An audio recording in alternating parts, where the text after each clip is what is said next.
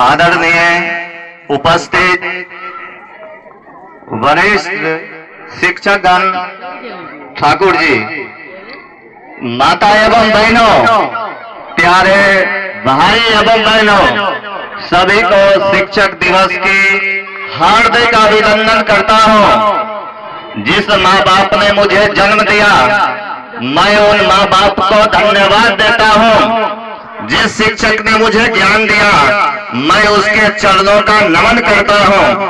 आज शिक्षक दिवस है, बहुत खुशी की बात है, बहुत खुशी की बात है। किंतु माता पिता को सोचना चाहिए, यदि मैं बच्चों के लिए जमीन खरीदूंगा, खरीदने के बाद क्या होगा, उस संपत्ति को डर होगा कि कोई चुरा लेगा या खो जाएगा। लेकिन उस संपत्ति से यदि बच्चे को शिक्षा देंगे तो कभी चोरी खो जाने का डर नहीं रहेगा। इसलिए गार्जियन लोगों से कहना है कि बच्चे को दौलत अर्जने के बदला बच्चे को उस पैसा से शिक्षा दिलाइए जो कभी बच्चे से कोई ले नहीं सकता है, ना कोई चुरा सकता है। भाइयों, एक बात मैं बताना चाहता हूं कि मेरे आने से पहले पता होगा कि इस गांव में एक भी लड़कियां फर्स्ट नहीं करती थी। एक भी किसी के पास रिकॉर्ड नहीं है कि इस गांव में मेरे आने से पहले एक भी लड़कियां फर्स्ट करती थी। आज इस पंचायत में यदि 50 लड़कियां हैं तो उसमें से 40 फर्स्ट करती है। बहुत जो गार्जियन भी सुधार किए हैं और आ गई, बच्चों भी शिक्षा पे बहुत अग्रसर है। इस लेकर मुझे बहुत खुशी होता है। लेकिन कुछ दुख भी होता है कि आज माता पिता कुछ ऐसे हैं जो बच्चे को पढ़ाना नहीं चाहते हैं, शिक्षा देना नहीं चाहते हैं। इसलिए मैं उन माता पिता से अनुरोध करता हूं कि बच्चे को अवश्य शिक्षा दे। देखो, शिक्षा वह प्रकाश है जो घर को उजाला कर सकता है। साथ ही देश हो या राज्य हो या संसार हो, हर जगह उजाला बढ़ सकता है, आगे बढ़ सकता है।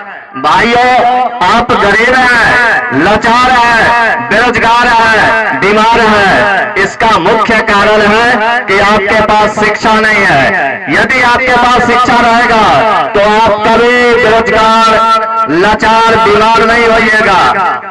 इसलिए आधा पेट खाकर भी भाइयों अपने बच्चे को पढ़ाने का काम कीजिए, क्योंकि परिवर्तन ही संसार का नियम है। यदि मेरे माता पिता अगर मान ले मजदूरी करता है, हम भी हमारा बेटा मजदूरी करे, तो ये हमें शोभनीय नहीं होगा, क्योंकि परिवर्तन हर समय हर वक्त होता है। इसलिए ध्यान रखिए कि अगर मैं मजदूर हूं तो मैं अपने बेटे को IAS, IPS और DM बनाकर रहे, क्योंकि मैं हर वक्त कहते रहता हूं कि शिक्षा हुआ मूल मंत्र है जिसके द्वारा राष्ट्रपति हर चीज बन सकते हैं। आज मैं बतलाना चाहता हूं कि देश की जो महिला राष्ट्रपति है द्रौपदी मुर्मू, ये बहुत गरीब परिवार से, आदिवासी परिवार से थी, लेकिन शिक्षा के बदौलत देश के सबसे बड़े कुर्सी पर बैठी है। कभी ये मत सोचना चाहिए कि मुझे अभाव है, मैं बच्चे को कैसे पढ़ाऊं। अरे शिक्षा अगर नहीं रहेगा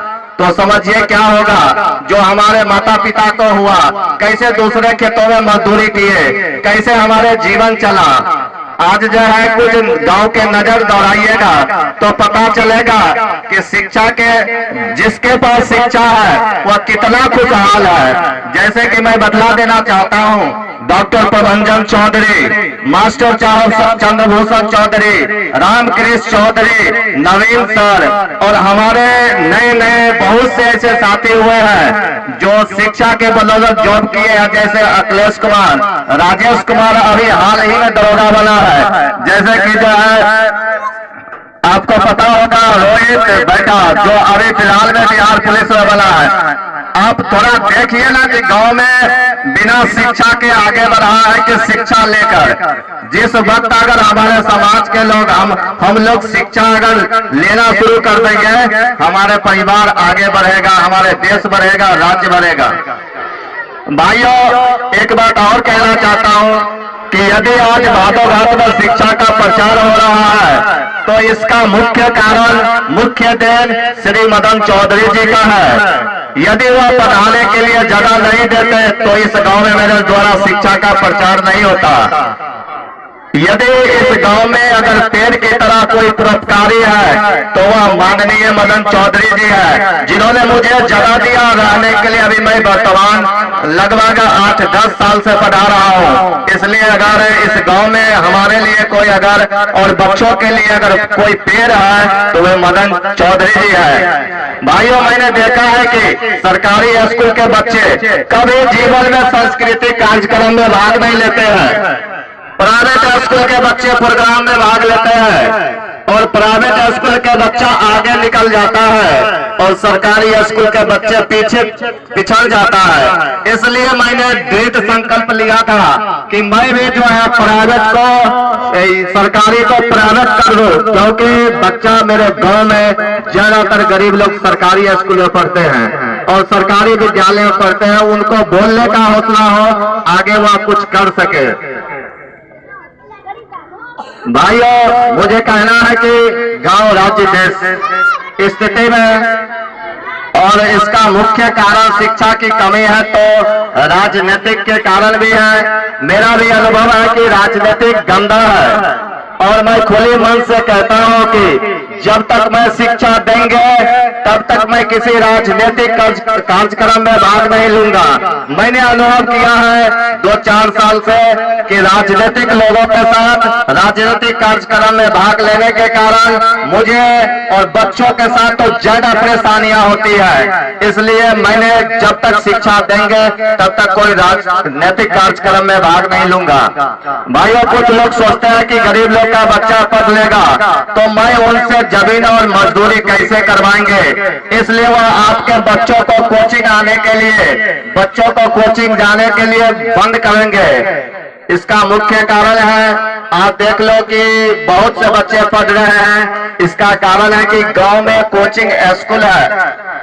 अगर एक बात फिर से दोहरा देता हूं कि हमारे भादो घाट में 6 वार्ड है। हमारे वार्ड से जिला परिषद मुखिया बनते हैं हमारे गांव के वोट से, लेकिन आजादी के 75 साल हो गए, हमारे गांव में अभी तक मिडिल स्कूल नहीं बना है। हमारे मुखिया, जिला परिषद, अन्य प्रतिनिधि लोग कोई ध्यान नहीं देते हैं। एक छोटा सा कमलाबाग गांव है, बसतपुर है, किशनपुर है, नवटोल है, हर गांव में मिडिल स्कूल है, हाई स्कूल भी है नवटोल में, लेकिन हमारे भादो घाट में इतना जनसंख्या रहते हुए अभी तक एक भी मिडिल स्कूल नहीं बना है। इसलिए भाइयों, आप लोग ध्यान दीजिए इस पे, और जब तक कहीं थोड़ा दूरस्थ भी पड़ेगा तो अपने बच्चे को भेजिए और पढ़ाइए।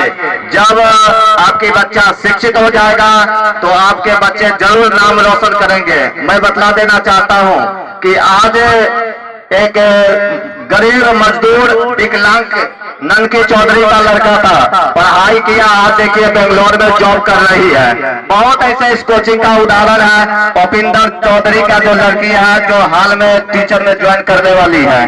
कई ऐसे जो है, चंदन शर्मा है जो अभी फिलहाल में रेलवे में जो है सब कुछ कंप्लीट हो गया है।